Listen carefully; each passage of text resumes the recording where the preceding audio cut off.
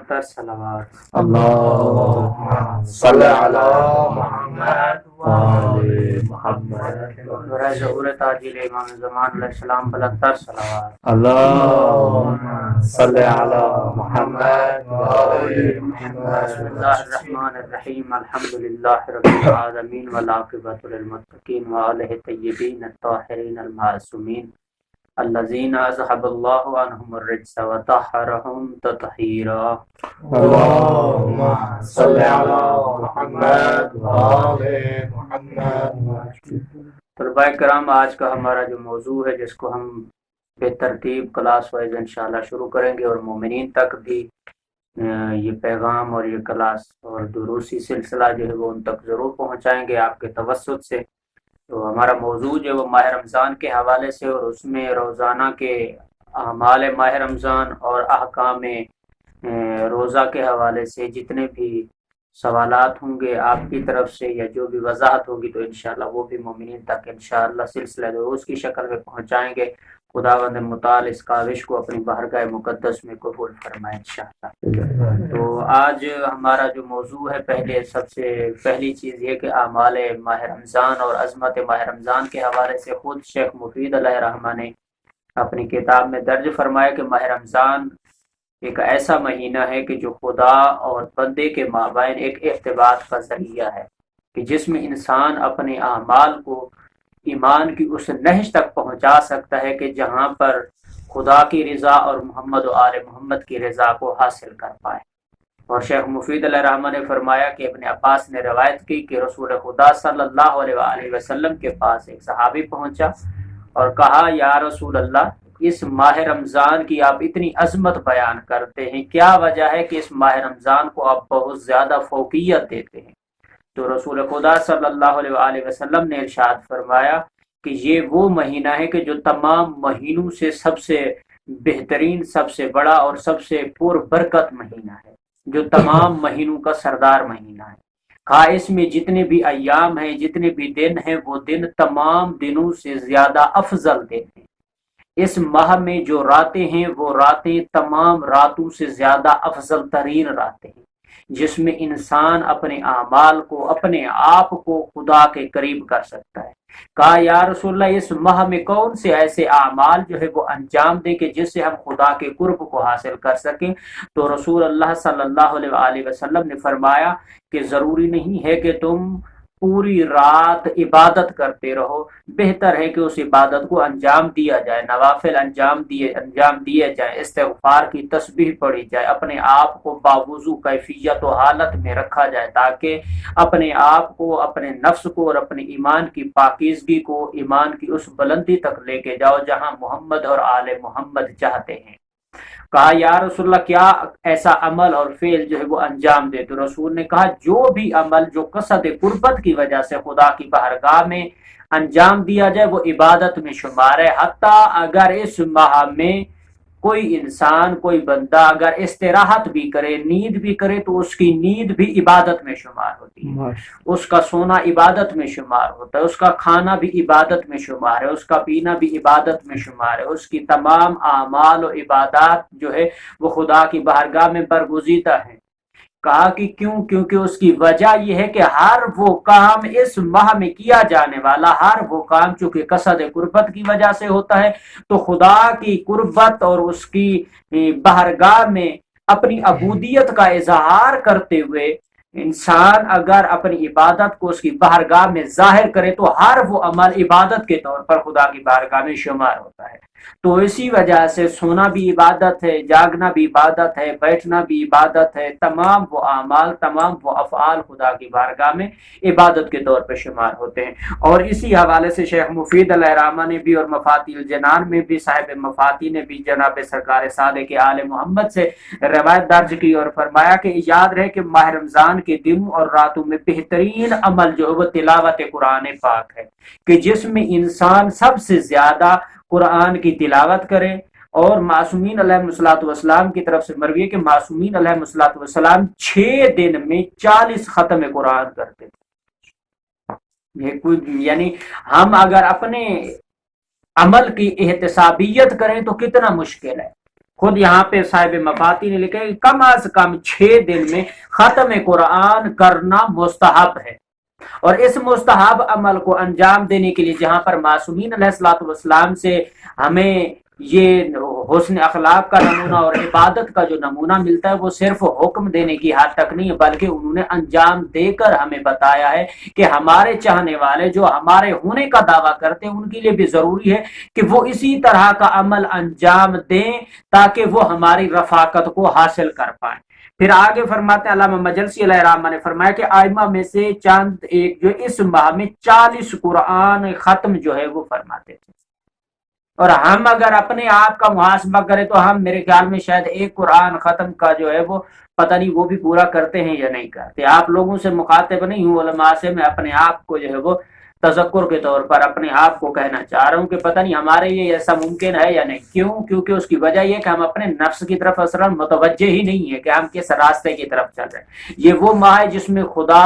اور بندے کے مابین جو احتسابیت کا مرحلہ ہوتا ہے، جس میں شیطان کو پابند کر دیا جاتا ہے اور انسان کے اختیارات کو، اس کے منازل کو، اس کی عظمت کو، اس کی فضیلت اور برتری کو اس مقام پر پہنچا دیا جاتا ہے کہ جو بھی خدا کی بارگاہ میں مانگنا چاہے، اللہ کہتا ہے میرا بندہ میری اطاعت کرتا جا، جو تو مانگتا جائے گا میں تجھے عطا کرتا جاؤں گا۔ تو طلباء کرام یہ ماہ رمضان کی عظمت اور فضیلت کے حوالے سے تھے، اور اب ہم اپنے احکام کے ایک حصے کی طرف، چونکہ ماہ رمضان کے حوالے سے 4 حصوں میں اعمال ماہ رمضان جو روزانہ کے اعمال ہیں اس کو تقسیم کیا گیا ہے، لیکن بہرحال انشاءاللہ کل کے آنے والے درس میں انشاءاللہ ہر ایک حصے کو ہم بالترتیب بسلسلہ انشاءاللہ شروع کریں گے، اور آج کی جو ہماری بحث اور ہمارا جو احکام کے حوالے سے جو سلسلہ ہے اس کو ہم شروع کریں گے۔ اس میں ہماری جو پہلی بحث ہے وہ ہم شروع کرنا چاہیں گے مبطلات روزہ کے حوالے سے، کہ مبطلات روزہ کون کون سے ہیں اور کون سے ایسے فعل افعال جو ہے وہ انجام دیے جائے جس سے روزہ باطل ہو جاتا ہے، مکروہات روزہ کون سے ہیں،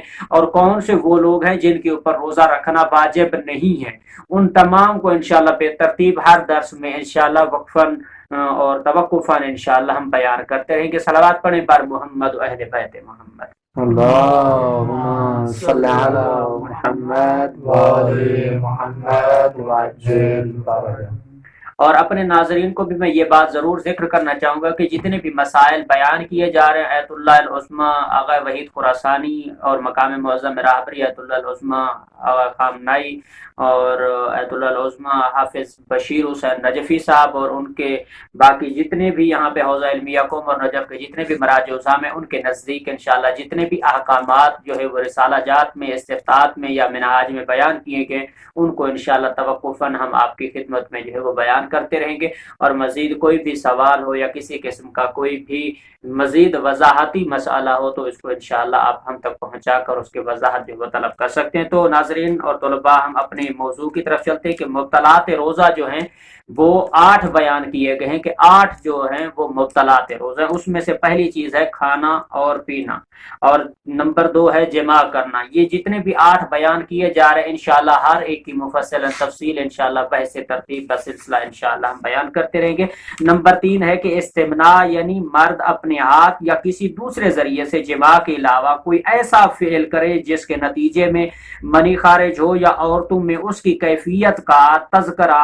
جو ہے وہ آگے والے مسئلوں میں بھی ہم انشاءاللہ بیان کرتے رہیں گے، اور اس کی وضاحت جو ہے وہ ہم ہر مسئلے کی اور ہر جزء کی انشاءاللہ الگ سے بیان کریں گے۔ اور نمبر 4 کہتے ہیں کہ خداوند تعالی اور پیغمبر اکرم حضرت محمد مصطفیٰ صلی اللہ علیہ وآلہ وسلم اور ان کے جانشینوں سے احتیاط واجب کی بنا پر کوئی جھوٹی بات منسوب کرنا بھی روزے کو باطل کر دیتا ہے۔ بعض اوقات ہم طلباء علماء میں یا بعض اوقات مومنین میں یہ مشکل درپیش ہوتی ہے کہ کوئی فرمان انٹرنیٹ سے پڑھا ہوا ہے، فیس بک سے پڑھا ہوا ہے، یا گروپوں میں شیئر ہوا ہے، یا کوئی اچھی بات ہوتی ہے تو اس کو وہ سمجھتے کہ شاید یہ فرمان امام ہے یا فرمان نبی ہے یا فرمان معصوم ہے۔ تو وہاں پر مومنین کو بھی اور آپ تمام طلاب کی خدمت میں بھی یہی عرض کرنا چاہوں گا کہ وہاں پر ہمیں ایک طالب علم ہونے کے ناطے تو ہر چیز کی اولاً تحقیق کرنی چاہیے، اور تحقیق کی ہوئی چیز کو ہی آگے شیئر کرنا چاہیے، اور مومنین تک بھی یہ پیغام میں ضرور پہنچانا چاہوں گا۔ تو وہاں پر معصومین علیہ الصلوۃ والسلام سے جھوٹی نسبت دینے سے مراد یہ کہ فرمان ہو یا نہ ہو وہ معصوم کی طرف نسبت دے دینا، چاہے وہ بری بات ہو یا اچھی بات ہو۔ ہاں اگر تو معصوم نے وہ فرمان اور حکم دیا ہے اور ان کی طرف نسبت دینا، یا صاحب کتاب نے، مصنف نے، کسی نے بھی اپنی کتاب میں اگر اس کو درج کیا ہے تو اس کی نسبت ان کے ریفرنس کے حوالے سے دینا تو کوئی قباحت نہیں ہے۔ باقی وَإِلَّا بغیر کسی تحقیق کے اور بغیر ہی کسی تائید و تصدیق کے کسی بات کو یا کسی فرمان کو معصوم سے نسبت دینا روزے کو باطل کر دیتا ہے۔ آگے جناب نمبر 5 ہے کہ غبار حلق تک پہنچانا احتیاط واجب کی بنا پر۔ یہاں پر کچھ چیزیں احتیاط واجب کی بنا پر بیان کی جا رہی ہیں، تو جیسا کہ ہم نے پہلے بھی احکام کی کچھ حصوں میں کلاسز میں ہم ذکر کر چکے کہ احتیاط واجب ہم کسے کہتے ہیں جناب مولانا اور نواز صاحب؟ احتیاط واجب ہم اس کو کہتے ہیں جہاں پر بھی کسی بھی جگہ پر کہیں پر بھی کوئی بھی کسی چیز کو ذکر کیا جائے، مثلا احتیاط ہے، احتیاط مستحب ہے، یا احتیاط واجب ہے، یا احتیاط لازم ہے، جہاں پر بھی لفظ احتیاط آ جاتا ہے وہاں پر معنی اور مراد اس کی یہ ہوتی ہے کہ وہاں پر فتوے کا مطلق حکم جو ہے وہ اطلاق نہیں کرتا، بلکہ وہ فتوے کا مطلق حکم جو ہے وہ ٹوٹ جاتا ہے، یعنی اس میں کچھ گنجائش اور کچھ شرائط ہوتی ہیں جس کی بنا پر وہ حکم جو ہے وہ صادر ہوتا ہے، وَإِلَّا نہیں ہوتا۔ تو یہاں پر بھی وہی کہہ رہے کہ غبار حلق تک پہنچانا احتیاط واجب کی بنا پر واجب ہے سے مراد یہی ہے کہ اگر تو آپ کو معلوم نہیں ہے کہ کوئی چیز اگر آپ استعمال کر رہے ہیں اور اس کا ذائقہ اور بو ٹیسٹ اگر آپ کے حلق تک پہنچتا ہے یا نہیں پہنچتا، اگر اس چیز کا علم نہیں ہے تو پھر روزہ باطل نہیں ہے۔ اگر تو آپ کو یقین ہے یا آپ کو کنفرم ہے کہ جناب یہ چیز اس طرح کا غبار یا کوئی ایسی چیز اور کوئی چیز جس کا استعمال کرنے سے جس کا ٹیسٹ یا اس کا جو ذائقہ ہے وہ حلق میں پہنچتا ہے تو پھر اس سے روزہ باطل ہو جاتا ہے۔ تو یہاں پر بھی احتیاط واجب لگانے کا بھی یہی امر ہے کہ یہاں پر احتیاط واجب کی بنا پر غبار یا اس طرح کی کسی چیز کو اپنے جسم کے اندر یا اپنے گلے یا حلق کے نیچے لے کے جانا روزے کو باطل کر دیتا ہے۔ اس کے بعد آگے کہتے ہیں جناب نمبر 6 کہ آذان صبح تک جنابت، حیض یا نفاس کی حالت میں باقی رہنا، یہ بھی روزے کو باطل کر دیتا ہے۔ یعنی جب تک آپ کے پاس آذان سے پہلے تک کا جو آپ کے پاس ٹائم اور وقت موجود ہے اس میں آپ کے پاس اگر آپ کو غسل جنابت بھی ہے تو آپ کے لیے ضروری ہے کہ آپ سحری کے وقت میں ہی یا آذان سے پہلے ہی غسل جو ہے وہ فرما لیں تاکہ روزہ آپ کا چھوٹ نہ جائے۔ ہاں بعض اوقات یہ مشکل درپیش آتی ہے کہ جناب وقت کی قلت ہے، اگر کوئی بندہ سویا ہوا ہے بستر پر جناب، مثلا اگر اب سحری کا ٹائم بھی مختصر ہے، مثلا 10 سے 15 منٹ اس کے پاس سحری کے بچے ہوئے، اسی میں اس نے غسل بھی کرنا ہے اور اسی میں اس نے سحری بھی کرنی ہے، تو اس کے لیے کیا حکم ہے؟ تو یہاں پر مجتہدین فرماتے ہیں کہ اس 10 سے 15 منٹ میں اگر اس کے پاس غسل کرنے کا وقت موجود ہے تو وہ غسل کو انجام دے۔ اگر وہ غسل کرتا ہے تو سحری رہ جائے گی جس کی وجہ سے ممکن ہے کہ وہ روزہ رکھتا ہے تو دن میں روزہ اس کی حالت جو ہے وہ خراب ہو جائے گی یا اس کی طبیعت خراب ہو جائے گی یا اس کے جسم کو نقصان پہنچے گا، وہ روزہ نہیں رکھ پائے گا، اس کو زیادہ تکلیف اور شدید اس کو جو ہے وہ مصیبت یا مشکل پیش آئے گی، تو اس کے لیے حکم یہ ہے کہ وہ کیا کرے، غسل کی جگہ تیمم کرے گا، تیمم کر کے پھر وہ اپنی سحری کو انجام دے تاکہ وہ جو تھوڑا وقت ہے اس قلیل وقت میں وہ سحری بھی کر لے اور اپنے اس غسل جنابت کو بھی انجام دے دے۔ تو وہ اگر اس کے پاس اس کو یقین ہے کہ میں 5 منٹ میں غسل کر لوں گا اور 10 منٹ میں سحری کر سکتا ہوں تو پھر اس کے لیے ضروری ہے کہ وہ غسل کو انجام دے گا۔ اگر تو وہ غسل کو انجام نہیں دے سکتا، اسے یقین ہے کہ اگر میں غسل کرنے گیا تو 10-15 منٹ 20 منٹ جو ہے آذان بھی ہو جائے گی تب بھی میرا غسل مکمل نہیں ہوگا، تو وہاں پر وہ کیا کرے گا، تیمم جلدی سے انجام دے گا، اس کے بعد سحری کر کے وہ اپنی عبادت کو انجام دے سکتا ہے۔ اب یہاں پر ایک مسئلہ پیش آتا ہے کہ جناب ایک بندہ ہے کہ جو اصلاً سویا ہوا تھا، ٹھیک ہے جی، آذان ہو گئی، اب وہ بیدار ہوا ہے، اب اس نے نہ سحری کی ہے اور نہ ہی اس نے کچھ کھایا پیا ہے، تو اب اس کے روزے کے لیے کیا حکم ہے؟ اب وہ کہتے ہیں کہ اگر زوال سے پہلے کسی ٹائم تک بھی اس کی آنکھ کھل جاتی ہے، شرط نہیں ہے کہ وہ صبح صادق ہو، طلوع صادق ہو یا کوئی بھی ٹائم ہو، مجتہدین عظام فرماتے ہیں کہ اگر زوال سے پہلے تک کسی وقت بھی اس کی آنکھ کھل جاتی ہے تو وہ اگر اس نے کچھ کھایا پیا نہیں ہے تو وہیں سے ہی وہ اپنی نیت قصد قربت روزہ ماہ رمضان کر لے تو اس کا روزہ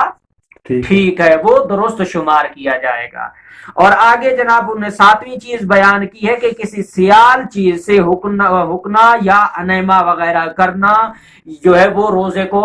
باطل کر دیتا ہے۔ اور 8ویں چیز انہوں نے بیان کی ہے کہ جناب قے کرنا۔ بہرحال یہ جتنی بھی جزیات ہم نے بیان کی ان میں سے ہر ایک جز کی شکیں اور اس کی وضاحت ہم انشاءاللہ علیحدہ علیحدہ بے ترتیب بیان کرتے رہیں گے، لیکن قے کرنے سے مراد یہ کہ یہاں پر بعض اوقات مومنین کہتے ہیں کہ جناب کسی کو الٹی آ گئی تو اس کا روزہ جو ہے وہ باطل ہے، جبکہ روزہ باطل نہیں ہے۔ یہاں پر دو چیزیں ہیں اور دو مسئلے الگ الگ ہیں۔ اگر تو کوئی بندہ جان بوجھ کے الٹی کرتا ہے یا منہ میں انگلی ڈالتا ہے یا کوئی ایسی حرکت کوئی ایسا فعل انجام دیتا ہے کہ جس سے اسے قے آ جاتی ہے تو وہ وہاں پر روزہ اس کا باطل نے جو اس نے جان بوجھ کر کیا ہے، وہاں پر ایک روزے کے بدلے میں کیا کرے گا؟ 4 چیزیں، 4 حکم ہیں۔ جو روزہ باطل کرے گا جان بوجھ کر وہ کیا کرے گا؟ 4 کام اس نے 4 میں سے کسی ایک کو انجام دینا ہے۔ کیا کرنا ہے؟ یا تو نمبر 1 غلام کو آزاد کرے گا، ایک غلام کو آزاد کرے گا، یا کیا کرے گا جناب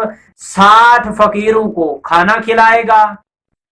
نمبر 3 جو ہے وہ کیا کرے گا جناب؟ ایک مد طعام جو تقریباً 3.5 پاؤ یا تقریباً 3 کلو یا مختلف جو بہرحال مراجع عظام کے نزدیک جو بھی اختلاف ہے اس کو انشاءاللہ اسی باس میں اس کو مزید جو ہے وہ مشخص کریں گے۔ اور اس کے بعد یا کیا کرے گا کہ 2 مہینے اس ایک روزے کے بدلے میں وہ روزے بھی رکھے گا۔ یہ یہاں پر جو یا استعمال کیا گیا ان چاروں میں سے کسی ایک کو انجام دینا ہے۔ ٹھیک ہے جی۔ اب جو جان بوجھ کے روزہ کسی کوئی بندہ اپنے روزے کو باطل کرتا ہے تو 2 مہینے کے روزے بھی رکھے گا اور ساتھ میں کفارہ بھی ادا کرے گا۔ اگر تو اس کو جان بوجھ کر اس نے روزہ نہیں توڑا، کسی اور مشکل کی وجہ سے، بیماری کی وجہ سے، تکلیف کی وجہ سے یا جان جانے کی وجہ سے اس کو خدشہ تھا، اس نے روزے کو کھولا توڑا یا کچھ بھی کیا، وہاں پر روزے کے بدلے میں روزے کی قضا تو ہے لیکن کفارہ نہیں ہے۔ لیکن احتیاط مستحب ہے کہ وہ روزے کی قضا بھی کرے گا اور کفارہ بھی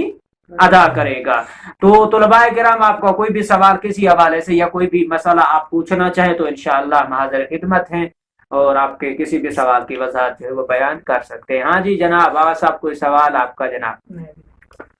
اگر بندے کو مطلب جناب بدی حالت چھوڑ ہے، ٹھیک ہے نا، تھوڑا جا ٹائم ہوں تیمم کرتے جنا ساری کی تسولا فارغ، ٹھیک ہے، مطلب کیا ہوں دے بعد اگر جرا وہ غسل کر سکتے، اگر وہ غسل کرے سی تو کیری بنا تو غسل کرے سی؟ ہاں تو وہ جو غسل وہ جو کرے گا، مثلا صحیح ماشاءاللہ بہترین سوال کیا کہ جناب اگر کوئی بندہ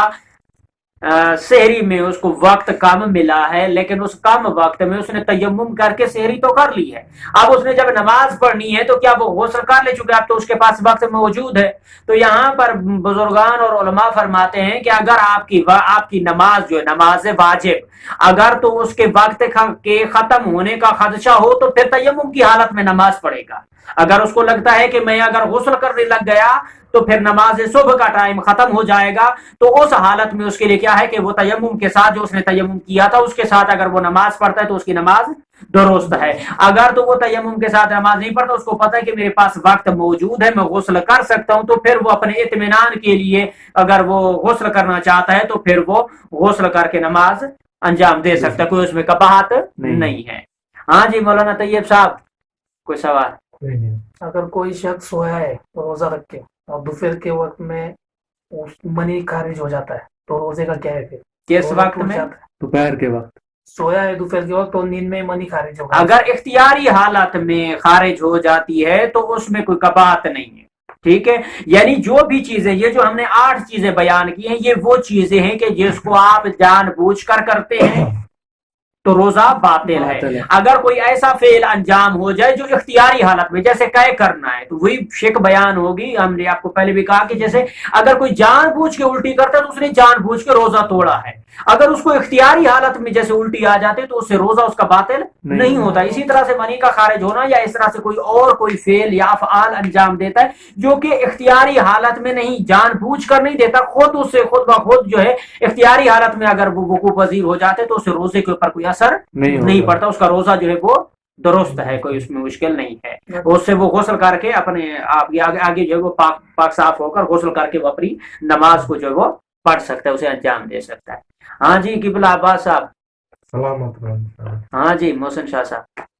سلامت رہیں. تو طلباء انشاءاللہ کل ہم انشاءاللہ اپنے اگلے